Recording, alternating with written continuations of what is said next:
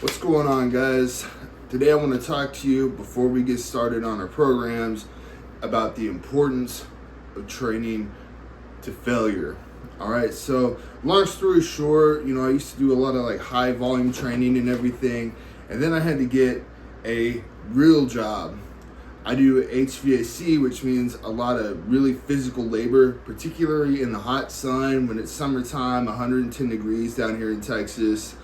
I work like 70 hours a week during peak season.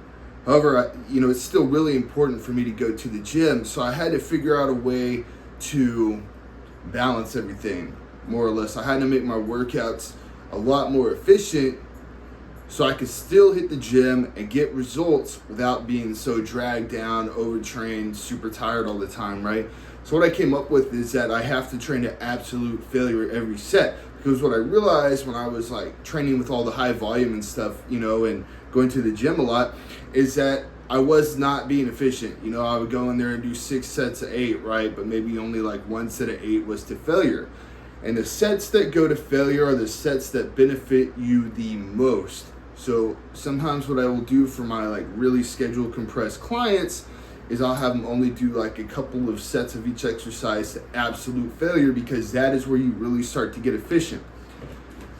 However, one of the problems that I've run into is that training to failure is psychologically difficult. It is very, very hard and very, very energy draining to train to failure, right? So you could put 225 on bench press and do 12 reps, and it's going to feel like you hit failure. However, your true failure, your muscular failure, when your chest actually is fully stimulated, might be at 15 reps, but you only did 12 because 12 hurt and you didn't want to do 15. And I mean, I'm not trying to be mean or anything. That's just the reality. Pain sucks, so when you go to train to failure, it's very important that you really push past that pain threshold, right?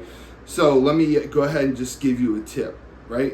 If you can bench press 185 for 10 reps, right, and it starts to hurt at 9, then you need to do at least 4 more reps after that, okay? So instead of only doing 10 reps with 185 on bench press, you need to do about 13. Okay, 13 to 15 reps. Like, you need to really, really push it. Like, you need to do so many reps at 185 that you need a spotter for the last 2 reps. Like, that's the bottom line.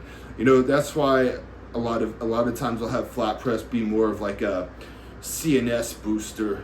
So you can like build up your strength on flat press, right? And then you go over there and you do your flat dumbbell press or your machine press, and then that's where you really like burn out your chest muscles and hit failure, because we want to activate all of those motor units. And if we're not activating all of those motor units, then we have to take more time in the gym and increase volume and everything. What we really could have just been doing is a couple of sets to absolute failure and really just blowing out those muscles, going home and eating, having recovery, and then that's where you can get your 3-day, 4-day workout weeks in, and your workouts are only like an hour a pop, because you're really, really pushing that pain barrier and just totally activating all those motor units and getting the most results possible in the least amount of time. And that's really what we want. So if you know that you can push that pain barrier, I want you to go out there and push it, right? So now that brings us to another point, finding your weight. How do you find your weight? Look, just if you've never been in the gym before, start with the bar, right? Then add 10 pounds on each side. Add 10 pounds on each side until you can do the number of reps that I give you easily. Then add more weight, okay? You want to have 5 reps that are difficult, 3 to 5 reps that are super, super, super hard. So if I tell you to do 3 reps, guess what that means?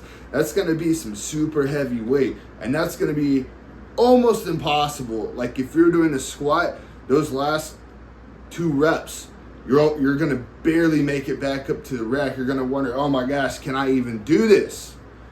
And that goes for flat press, flat dumbbell press, anything. I want you to put so much weight on that bar that you don't know if you can move it, right? But at the same time, you can't put so much weight on the bar that you can't lift it, because if you have to have a spotter for every single rep, you're actually going to overtrain yourself and you risk injury and everything, right? So again, shoot for a weight that the last 3 to 5 reps are absolutely brutal. They're an absolute grind. They hurt. Like you feel the muscle burning. You don't know if you can do one more rep. That's what each set needs to be like, and that's how much weight you need to use. I don't like to tell clients how much weight to lift, because that can vary by the day. You might not feel well one day. Maybe you're tired, stayed up too late. Just go in there and work up to a weight that allows you to get your working sets done with the last 3 to 5 reps being borderline impossible. And that's how we're going to stay efficient in the gym. All right. Thanks for watching, guys. Let's crush this.